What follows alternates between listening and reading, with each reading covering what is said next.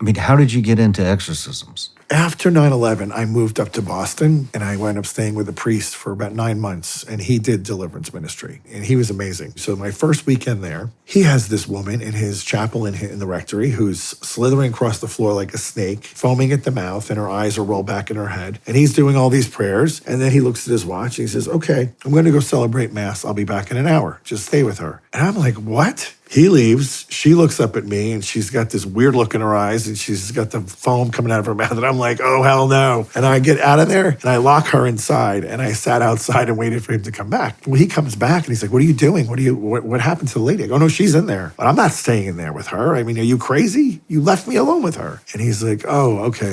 I sometimes forget for the people who haven't been around this, it's a little jarring." I'm like, "A little jarring. Look at her. She looks like a snake." So that was my introduction initially. And then for 9 months, he would do this with people and I got more comfortable.